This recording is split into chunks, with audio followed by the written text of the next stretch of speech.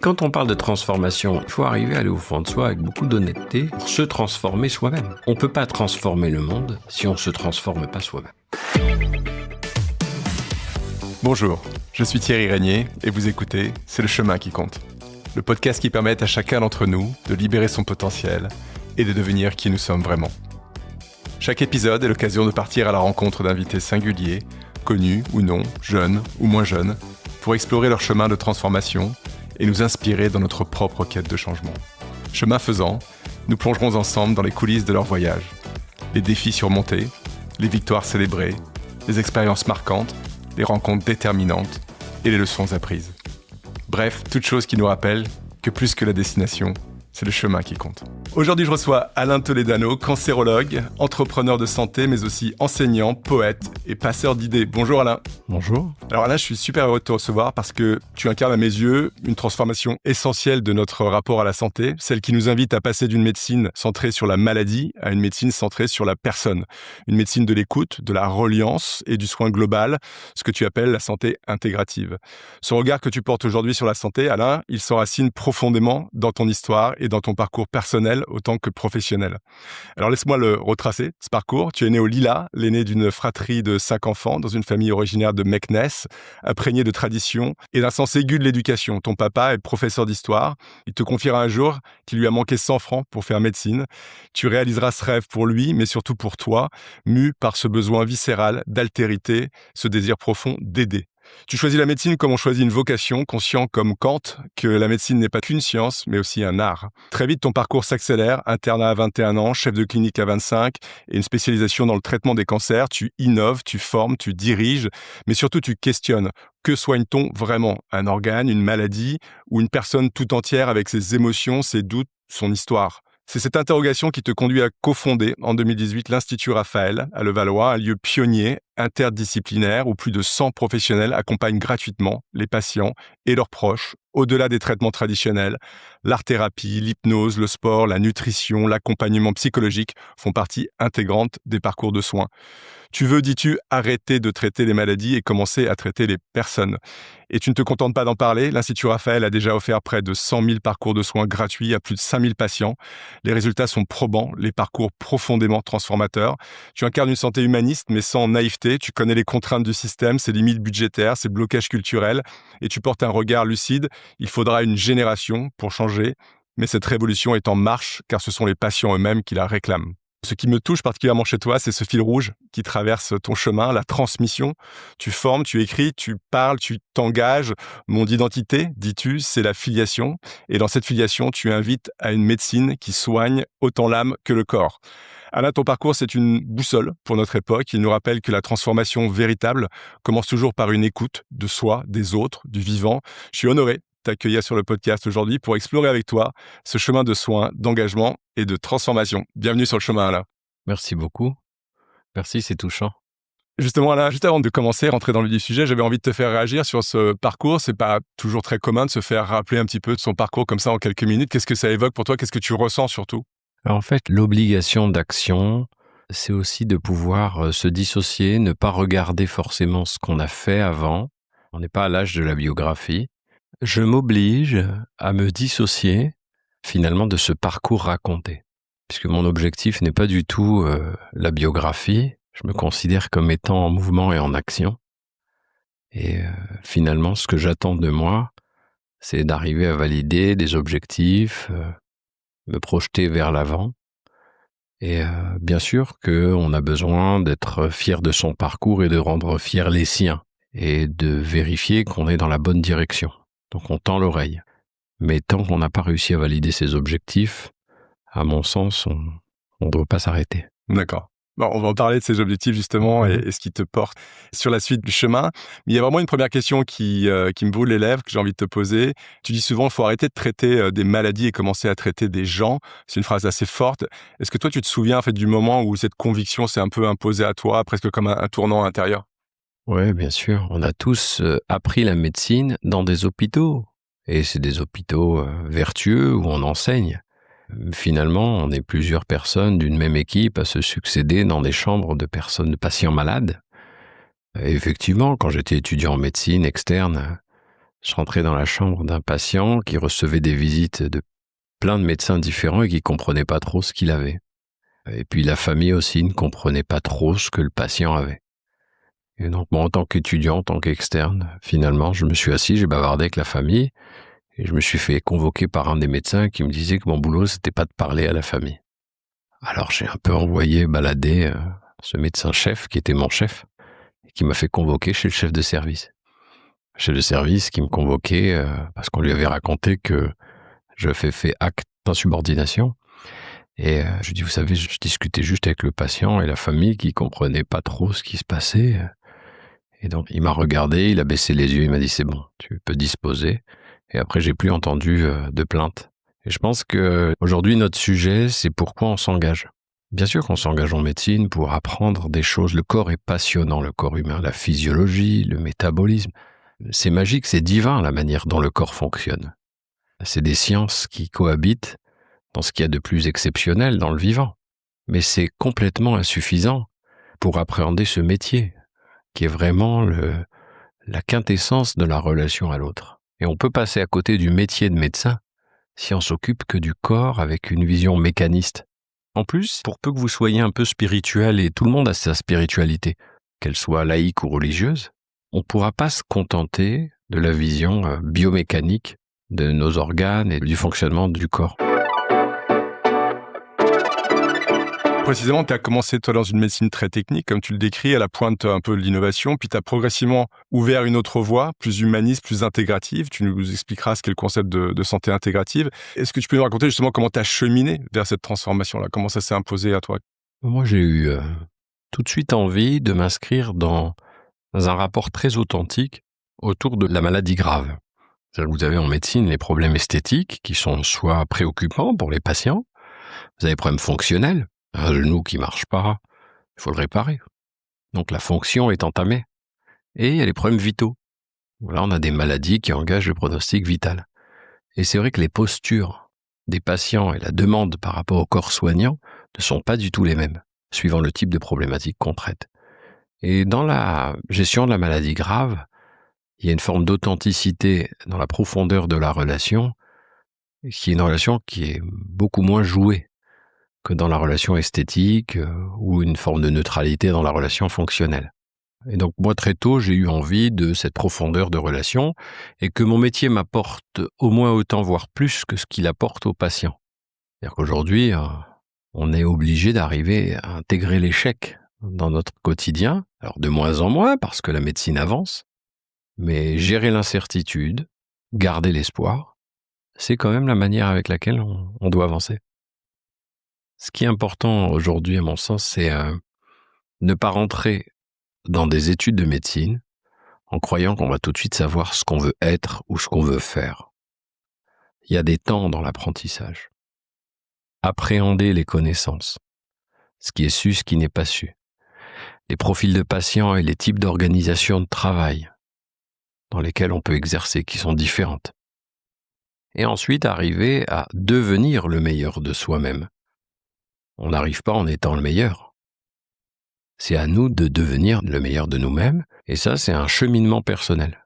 Et on doit vraiment s'interroger sur notre rapport à l'autre, notre rapport au monde. Enfin, là, c'est vraiment au cœur de ce qu'on essaie de porter avec ce podcast, qui est celui de la transformation, et non pas quelque chose de performatif qui nous impose d'être une meilleure version de nous-mêmes, mais simplement la version de nous-mêmes qu'on aspire à être. Comment toi, tu trouves ta voie, en fait? Comment tu recommandes aussi aux autres de trouver leur voie? C'est un cheminement, tu le disais, mais est-ce que toi, tu as une méthode? Moi, j'ai un baromètre personnel. J'ai mon système personnel de régulation émotionnelle. Je n'aime pas beaucoup la déception, même si je sais que le quotidien est fait de déception et on doit se relever au quotidien. Donc ça, je l'ai bien acquis. Néanmoins, je n'aime pas ce ressenti de la déception, comme je n'aime pas le ressenti de la culpabilité. Par contre, j'adore la fierté. Alors après, qu'est-ce qui va faire que vous êtes fier d'une situation, fier de vous-même, fier de l'œuvre collective accomplie? Ça dépend des schémas mentaux que vous avez et qui évoluent avec le temps. Mais en tout cas, je marche de façon très instinctive la régulation émotionnelle. Qu'est-ce qui me rend fier et qu'est-ce qui me déçoit? Et ça, je trouve que c'est un bon moteur. Pas la peine de démembrer stratégiquement la manière dont on va construire sa vie et sa carrière. Si on peut être fier de nous-mêmes, de ceux qui nous entourent et de ce qu'on a construit, souvent on vise assez juste. Et donc tu dis d'être à l'écoute de ses émotions, de faire de l'introspection, d'essayer de se comprendre, parce que comment tu reconnais ce sentiment de fierté ou ce sentiment d'échec, comme tu le Si le baromètre, il est en partie émotionnel, la manière de construire son chemin, elle l'est pas forcément. L'instinct est pas toujours le meilleur conseiller. Donc arriver à définir une stratégie personnelle pour arriver à créer un centre de santé intégrative, tout comme un système organisé de radiothérapie ou de traitement des cancers en adaptant les traitements à la biologie des tumeurs.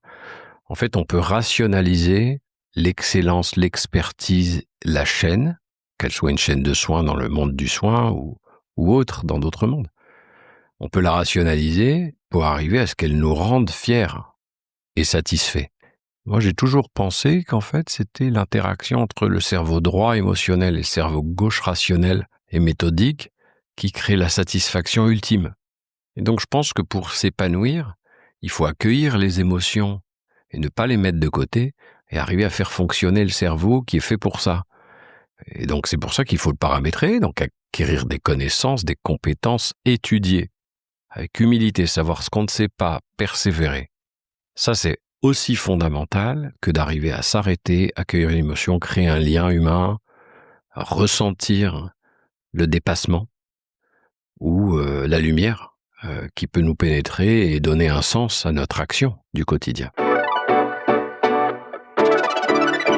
Alain, j'aimerais qu'on revienne sur l'Institut Raphael que tu as cofondé en 2018 et qui a délivré, comme je le disais, plus de 100 000 parcours de soins à plus de 5 000 patients.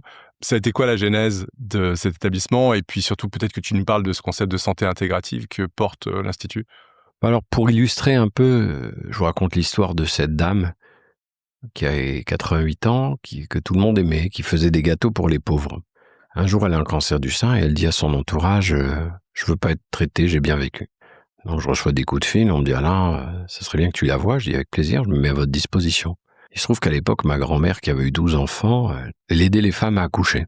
Et quand je vois donc cette femme et qu'elle apprend que ma grand-mère était ma grand-mère, elle me dit « Vous savez que votre grand-mère m'a accouché et je vous fais confiance ».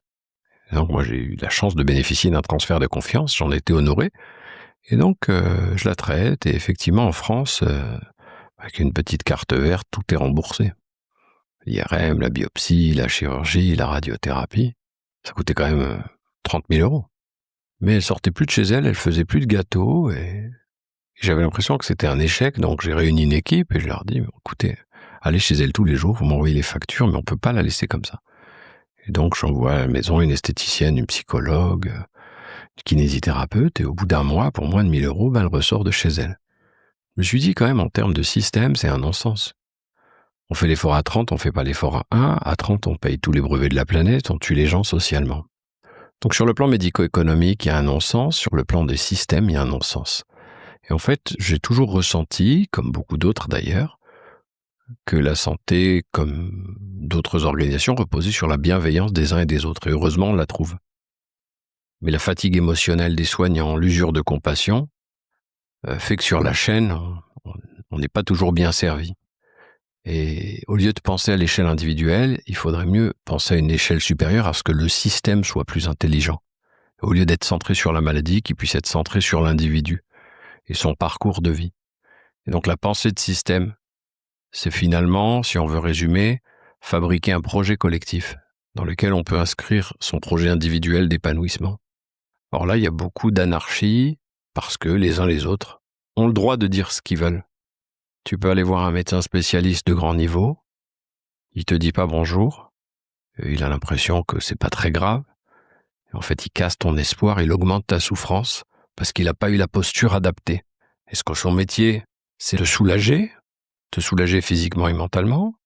Ou est-ce que son métier, c'est simplement de t'apporter une expertise sur un domaine et délaisser finalement ton ressenti? En médecine, on traite le risque, mais on traite aussi la perception du risque. Donc se couper des dimensions de la prise en charge globale d'une personne, c'est se couper de la capacité à faire en sorte que le système soit meilleur. Et c'est donc ce que vous essayez de faire ici à l'Institut Raphael. Alors en fait, nous, on a décidé que le système de santé, il était accessible, solidaire, et c'est super. qu'il fallait pas le bousculer, le bouleverser au début. Mais on s'est dit que c'était pas suffisant, donc on a construit un lieu. Parce que le lieu crée le lien, on voulait qu'il y ait un lieu. Et on l'a construit accessible, qui est porté par une association, Raphaël l'Ange de la Guérison. Et donc on cohabite les acteurs de soins médicaux et paramédicaux. Sophrologues, sexologues, psychologues, nutritionnistes, ostéopathes, art-thérapeutes. Il y a 90 soignants de 40 disciplines qui travaillent ensemble main dans la main. Et on co-construit avec tous nos patients des parcours d'accompagnement qui sont coordonnés et qui vont être orientés vers la nutrition, la gestion des émotions, l'activité physique, le bien-être, le retour à l'emploi. On offre gratuitement les soins, on les évalue pour montrer qu'en s'occupant globalement de chacun, c'est mieux que si on s'occupait que de la maladie.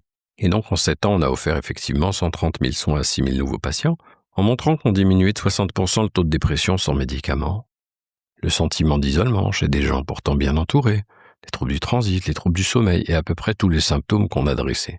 Donc finalement, l'idée c'est de se dire que chacun des 25 millions de Français atteints de maladies chroniques, qui d'une manière ou d'une autre souffrent physiquement ou mentalement, ou les deux d'ailleurs. Chacun aujourd'hui a besoin de bien plus que de ce qui incarne la médecine moderne, le médicament. On est pour le médicament, un cancérologue travaille avec des médicaments heureusement, mais c'est pas suffisant.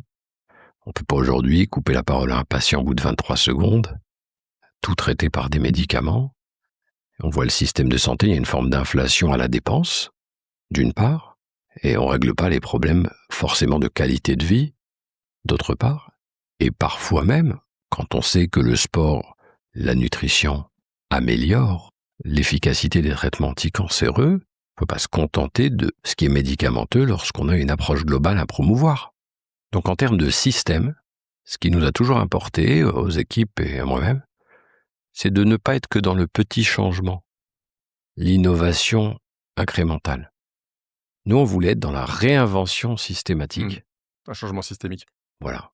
Pour créer une forme de rupture dans le parcours, où finalement on repose la problématique autour du patient. Et le médecin, il fait partie d'une chaîne qui le dépasse. Donc on doit gérer la maladie, ok, mais tout comme on doit gérer les troubles du sommeil, le rapport à l'autre, la vie relationnelle, la santé culturelle, casser l'isolement social, travailler pour que le patient soit en capacité de guérir, parce que la guérison, même s'il n'y a plus de maladie, elle n'est pas acquise, puisque le retour d'un état de bien-être complet physique, mental et social ne dépend pas du médecin qui traite la maladie. Par contre, si on accompagne les équilibres en santé, que le patient se sent bien dans son corps, se réapproprie son corps, l'image de soi, son projet de vie, à ce moment-là, il peut retrouver une vie ordinaire ou meilleure qu'avant, et alors se sentir guéri. Donc si on veut guérir des gens, il faut qu'on change de manière de traiter ces gens. Et comment on peut aider l'Institut pour aller plus loin? Aujourd'hui, je crois qu'il y a des projets d'essaimés, l'Institut Raphaël, à travers la France et peut-être même au-delà. Je crois aussi savoir que vous n'avez pas de subvention publique, donc vous faites appel aux mécènes, aux dons privés. Donc comment on peut aider cette approche qui me paraît plus qu'intéressante? Bon, les leviers du développement de cette vision de la santé, qui n'est pas que l'absence de maladie, mais qui va comporter toutes ces dimensions psychologiques, émotionnelles, sexuelles, sociales. Donc l'intégration de toutes ces dimensions en santé, pour l'aider, c'est d'abord une transformation culturelle. Pour transformer, il faut former. Donc développer des partenariats sur le plan académique, de l'enseignement, de la formation des professionnels, de l'information à la population et aux professionnels. Donc l'écosystème de l'information et de l'enseignement qui doit se mettre en mouvement autour de ces nouveaux savoirs et de plus anciens, parce que cette médecine intégrative, elle a quand même un substrat scientifique et de nombreuses heures de vol, malgré le fait qu'elle ne soit pas forcément mise en valeur. Bon, ça c'est la première chose. Ensuite, il y a des leviers financiers et politiques. C'est-à-dire qu'aujourd'hui, si on veut considérer tout le monde de la même manière et avoir un système solidaire, il faut qu'on puisse financer, mais si ça sort du prisme du remboursement, on ne va pas non plus faire de la ségrégation entre les patients qui peuvent se payer un accompagnement et ceux qui ne peuvent pas. Donc, charge à nous assez rapidement de financer la recherche, de faire des soins pour montrer quelle est la valeur de ces parcours d'accompagnement et ainsi que la solidarité puisse y contribuer. Vous savez, on dit que 40% des cancers sont évitables, que si on diminuait de 30% la mortalité évitable d'ici 2040, c'est un rapport McKinsey qui le dit, on économiserait 10% de PIB, c'est des centaines de milliards d'euros. Et on peut diminuer les cancers si on travaille sur l'alcool, le tabac, la sédentarité, le surpoids. Donc à partir du moment où vous pouvez éviter une maladie coûteuse que la solidarité prend en charge, l'investissement idéal serait d'investir dans la prévention, et pas uniquement dans les méthodes pour traiter la maladie lorsqu'elle est là. Donc la santé, elle doit forcément aller de la prévention et plus tard à la réhabilitation. Elle ne peut pas être capturée par la gestion de la maladie, par l'hôpital ou par la technologie. Si on veut vraiment avoir des patients guéris ou des patients non malades, il ne faut pas qu'on investisse que dans les traitements actifs de la maladie. Donc la vision d'ensemble, la métavision, est une transformation du modèle. On ne peut pas dire que notre modèle n'est pas bon, on dit qu'il est perfectible, qu'il est indispensable de le changer et de le transformer. Alors, on sent chez toi une vraie cohérence entre ce que tu fais et ce que tu es. Pour nos auditrices et nos auditeurs, est-ce que tu pourrais partager avec nous ce qui t'aide finalement à entretenir cette cohérence au quotidien? Est-ce que tu as développé des rituels, des influences? Est-ce qu'il y a eu des rencontres pour toi qui ont été déterminantes sur ton chemin? Alors, contrairement à certaines personnes qui œuvrent pour l'efficience technique et l'innovation technique dont on a besoin, dans la relation soignant-soigné, la rencontre est quotidienne et elle est quotidienne avec nos patients. Et on voyage à travers chaque patient. Et chaque patient, dans son regard, est le baromètre de ce qu'il est indispensable de fournir comme service pour améliorer la santé, qui est la sienne, mais même du système. C'est-à-dire, tous les jours, on est au contact de nos erreurs et on est au contact de ce qu'on fait de bien. On n'est pas dissocié du terrain. Ouais. C'est la force et l'avantage de l'exercice de la médecine ou du soin en général. Donc ton rituel, c'est plus un rituel d'adaptabilité, de faire en sorte d'être à l'écoute et d'ajuster le service en fonction des demandes qui te sont proposées. Exactement, et de se questionner sur sa relation à l'autre et la meilleure manière de lui venir en aide. À l'autre, je suis infiniment redevable, Lévinas. Il y a l'éthique d'autrui. Je pense que l'éthique, c'est la manière dont on doit vivre ensemble, ce qu'il y a de bon pour la collectivité, mais qui n'est pour l'instant basé dans la société que sur la justice. Il serait plus juste que l'éthique soit basée sur le care, le prendre soin, qui va être basé sur les attentions particulières, la disponibilité affective, la responsabilité émotionnelle. Donc notre boulot aujourd'hui, c'est de construire de façon collective une nouvelle éthique de société basée sur le prendre soin, transformer un système de santé autour d'un parcours patient pour tous les patients atteints de maladies chroniques et leurs aidants. En sécurisant ces parcours, parce qu'il existe encore 5% de dérives sectaires dans les approches thérapeutiques non médicamenteuses, mais en se souciant du travailler ensemble, dans la transdisciplinarité, en remettant le patient au centre, en prenant ce qu'il y a de mieux dans toutes les médecines, celles qui sont conventionnelles, celles qui sont complémentaires, et qui méritent toutes finalement de trouver leur place dans un chemin, parce que le patient, dans son parcours de vie et dans sa maladie, traverse un chemin qui peut être miné ou pas par l'autre, son interlocuteur, qu'il soit soignant ou pas d'ailleurs. Et puis sortir du dogme, essayer d'être un peu plus pragmatique, d'observer ce qui fonctionne moins, et de s'adapter en fonction effectivement des résultats qu'on obtient. Exactement, rester scientifique, c'est notre démarche, la science. C'est pas d'avoir des a priori, c'est d'observer, puis d'émettre des hypothèses, puis d'expérimenter avant de conclure. Donc les débats entre les pour et les contre, sans qu'on sache l'argumentation du pour et du contre et la base de réflexion, c'est dommage. Et aujourd'hui, la société est comme ça. On a nos étiquettes de pour et de contre. Voilà. Mais la démarche scientifique, c'est d'aller chercher l'amélioration avec des connaissances que l'on va créer et fabriquer.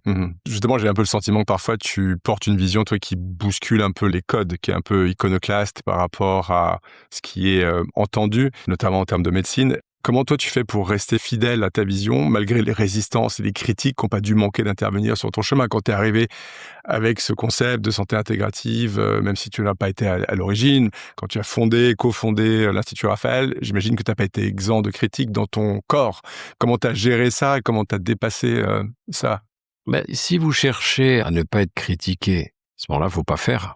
Donc moi, j'ai jamais eu de souci à la critique quand elle est constructive, ou à argumenter et débattre lorsqu'on est en désaccord. Ce qui est un peu gênant dans la société moderne, c'est les gens qui se cachent, et la critique basée sur des faits mensongers, enfin, ces choses-là qui fragilisent un peu les égos des uns et des autres, mais de façon assez globale.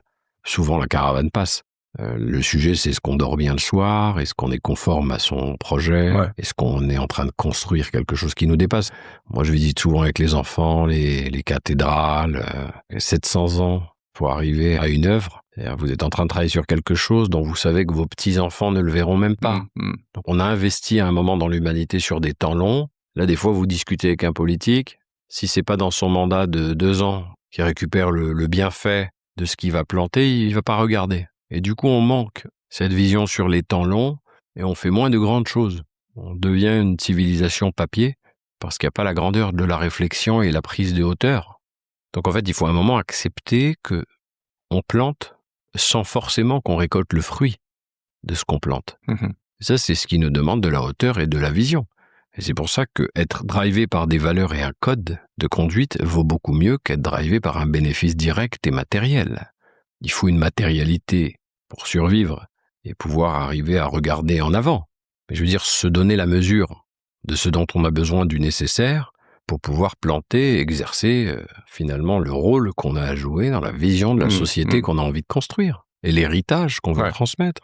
Donc, ce que tu dis quelque part, c'est que se convaincre qu'on ne peut pas être exempt de critique à partir du moment où on agit, que c'est inhérent à l'action, la critique. Parce que les conflits d'intérêts ou les conflits de posture. Absolument. Et que par ailleurs, pour bien naviguer dans ce chemin étroit, cette ligne de crête, avoir son propre système de valeurs, c'est important parce que c'est un peu comme notre boussole, c'est ce qui permet de nous y référer et de se dire, ok, c'est difficile, le chemin est difficile, mais je continue à avancer, je vois le cap et je suis fidèle à qui je suis, à mon système. Exactement. Et après, vous avez ou pas en héritage un code de valeurs, vous faites aussi le vôtre. Mais c'est sûr que moi j'ai appris qui sauve un homme sauve l'humanité. Et que notre boulot, c'est d'aller à la rencontre de l'autre et de l'aider. L'éthique de l'altérité est quand même un fondement de la démarche. On ne s'engage pas en médecine que pour apprendre le corps humain. Même si en soi, c'est très louable. Il y a une volonté d'aller aider l'autre ou d'avoir les outils pour le faire. On voit que tu as beaucoup cheminé, Alain, et ce qui m'intéressait, c'était de voir peut-être en quoi ta propre transformation a eu un impact dans un premier temps sur toi-même. J'imagine que tu n'es plus le même homme aujourd'hui que tu étais quand tu étais jeune étudiant de médecine. Et aussi, quel impact ta transformation personnelle a eu sur les gens autour de toi et peut-être au titre desquels tu es patient en premier lieu. En fait, on a ou pas des neurones miroirs. C'est-à-dire qu'on va, l'un et l'autre, adapter notre posture, notre discours, en fonction du comportement et de l'expression verbale ou non verbale d'ailleurs de notre interlocuteur. Il y a certaines personnes ou certaines maladies, l'autisme, etc., on va être plus déconnecté. Les neurones miroirs ne s'exercent pas. Mais en tout cas, on s'adapte un peu à notre interlocuteur. Donc il est évident que tu t'imprègnes forcément des personnes que tu rencontres, leur manière, leurs réflexions, leurs énergies. Et elles s'imprègnent de toi. Donc sur le plan humain, dans la relation tête-à-tête, de façon animale, tout à fait normal. Maintenant, en termes de système, comment on va impacter le système dans lequel on travaille et qui peut nous exploiter en retour? Là, de façon un peu plus construite, on doit mettre en place des organisations, des leviers. Moi, j'ai refusé aujourd'hui de consulter seul parce que je sais que pour un temps médical de quelques dizaines de minutes, il faut plusieurs heures d'attention donnée au patient. Qualité d'écoute, capacité à mobiliser certaines ressources psycho-émotionnelles, du conseil sur d'autres thématiques nutritionnelles ou autres. Donc, je m'entoure finalement de gens pour que la proposition de valeur soit pas uniquement d'être en face d'un patient et lui proposer des solutions médicales, mais également de lui proposer un parcours d'accompagnement avec une vision santé globale. Et le patient, ensuite, quand on le revoit, il nous le fait savoir. Il dit finalement, vous avez mis à ma disposition bien plus que ce que vous n'avez vous-même donné, parce que vous m'avez considéré. Vous ne m'avez pas abandonné. Et c'est ce devoir de non-abandon qui est le sujet. À partir du moment où on sait que les besoins du patient sont supérieurs à ce qu'on peut lui offrir, comment on peut se contenter d'exercer dans un système qui traite sa maladie et pas lui? Belle interrogation. Je ne sais pas si on est en capacité d'y répondre véritablement, mais ça vaut le coup de poser la question en tout cas. Alain, si tu devais parler à quelqu'un qui cherche à entamer son propre chemin de transformation, qu'elle soit personnelle ou professionnelle, quel conseil toi t'aurais à lui donner pour démarrer et tenir bon? Tout d'abord, c'est l'interrogation, la prise de conscience. Quelles sont ses croyances limitantes? Puis quand on analyse une situation, qu'on essaie de comprendre quelqu'un, il faut comprendre ses loyautés invisibles, les rapports de force cachés. Donc il y a une grille de lecture dans sa relation à l'autre, dans sa relation à soi-même, pour arriver à essayer de regarder quelles sont ses chaînes, quels sont ses biais, quel est le poids de sa culture, et ensuite arriver à se définir des objectifs, ou des lignes à ne pas dépasser. Et après, créer sa cohérence personnel. Mais dans le cadre d'un projet collectif, quelle est sa vision de la société? Moi, j'aime la penser à plusieurs échelles. Je pense qu'il y a des similitudes entre les différentes échelles. Si tu veux bien vivre dans ton corps, il faut bien vivre dans ta communauté, il faut que ta communauté vive bien dans sa planète. Il y a une unité dans le vivant, hein, et pas que le mouvement One Health. Soi-même, on est inscrit dans un environnement qu'il faut maintenir de façon cohérente pour qu'il puisse se développer. Et puis, il y a cette filiation, cette transmission. Tu peux pas bouffer le capital et nuire à ton environnement. Sinon, tu as torpillé le contrat de transmission avec ta descendance. Ce qu'on a déjà bien commencé à faire. Ne se soucier que de soi est une malhonnêteté dans un projet de vie sociétal. Si ton projet, c'est de t'inscrire dans une société. Je voulais juste revenir sur un point, tu parlais de l'introspection, bien se connaître soi-même, son système de valeurs, ses croyances limitantes. Comment tu accèdes à ça, en fait? Est-ce que tu as le sentiment que c'est quelque chose de personnel, où on doit se faire assister, comme ça s'est passé pour toi, par exemple? Ouais, alors, l'auto-questionnement existe, mais l'imprégnation philosophique par ses rencontres, ses lectures, ses traditions. Et puis la vie nous met en situation. Quand on rencontre la fragilité, on a besoin de se renforcer. Et pour se renforcer, il faut penser autrement. Donc, on doit faire évoluer sa pensée. On n'est pas fort d'emblée. On peut le devenir ou pas. Donc muscler ses mécanismes de défense, ses outils de contournement des obstacles, de capacité à convaincre ou de compréhension. Ouais. Et toi, tu crois en la capacité de pouvoir faire cette musculation seul ou en étant accompagné? Moi, j'ai personnellement, comme beaucoup, ressenti que le travail portait ses fruits.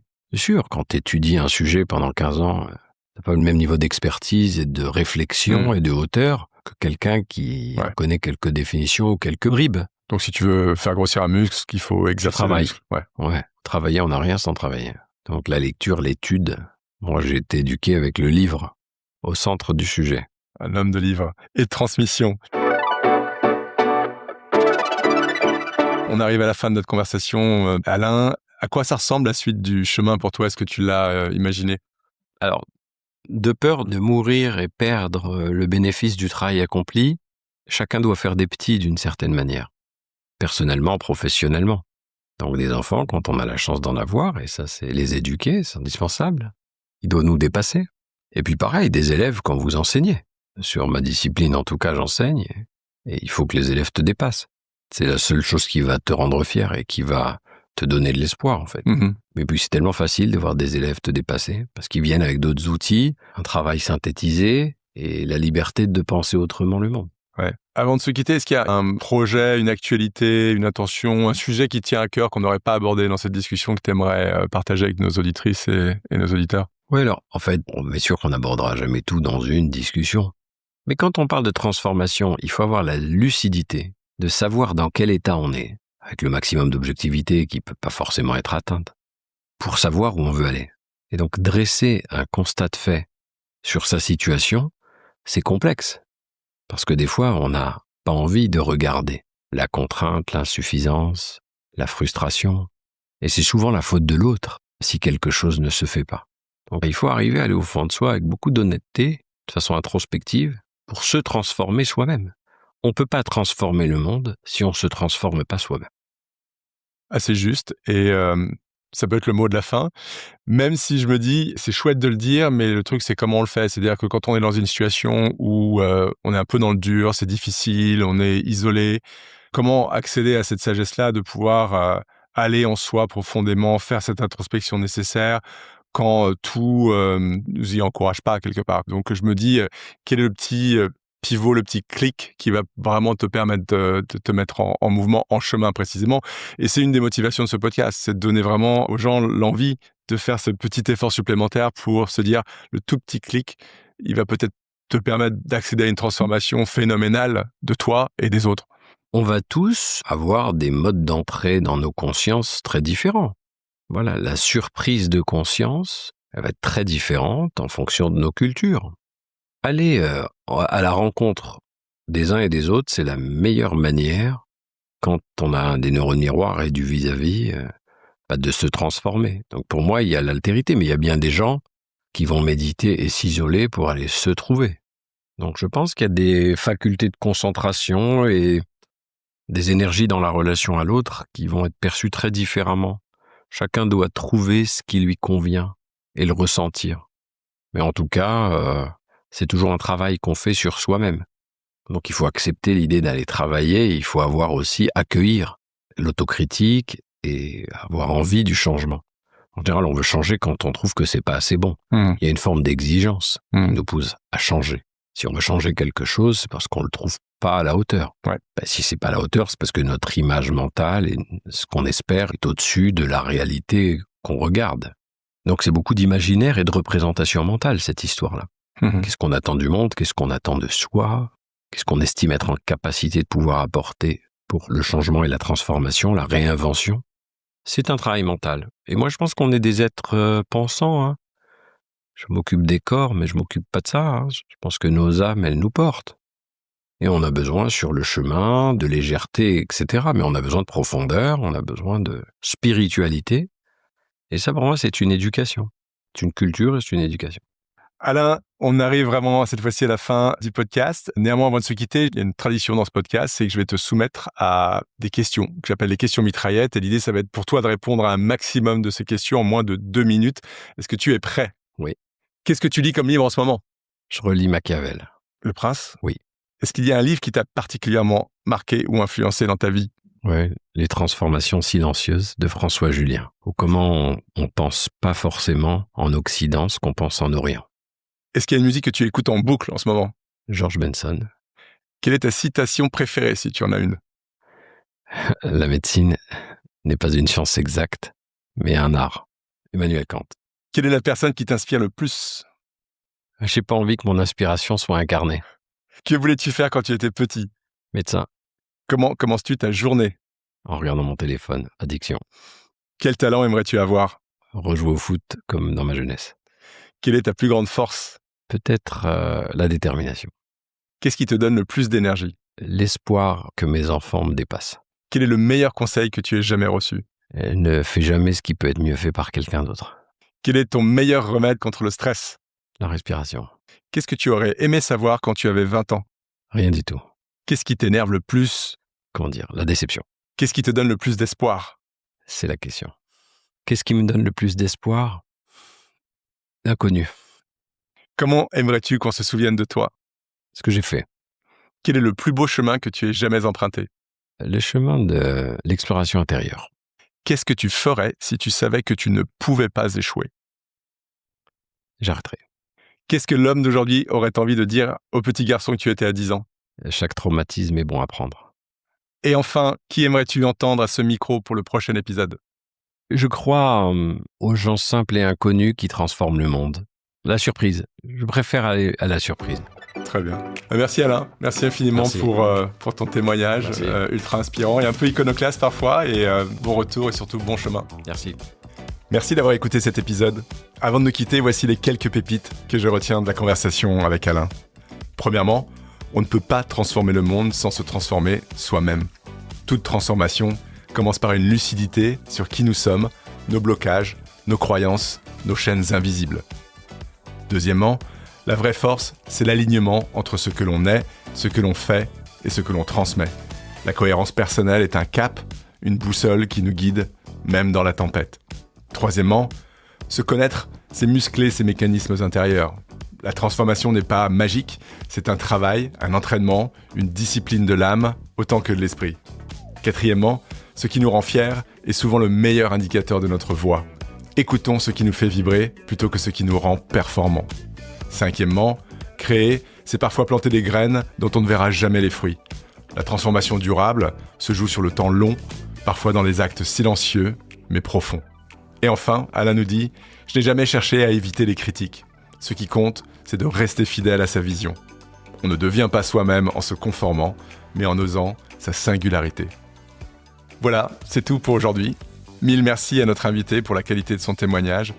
J'espère qu'il vous a permis d'alimenter votre réflexion sur votre propre chemin de transformation. On se retrouve la semaine prochaine avec un autre invité marquant, acteur ou témoin de la transformation. Entre-temps, vous pouvez retrouver les épisodes de C'est le chemin qui compte sur toutes les plateformes de podcast.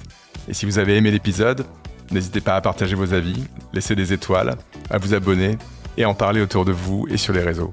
Chaque nouvel auditeur est une victoire. À très vite et n'oubliez pas, c'est le chemin qui compte. Alors bon chemin.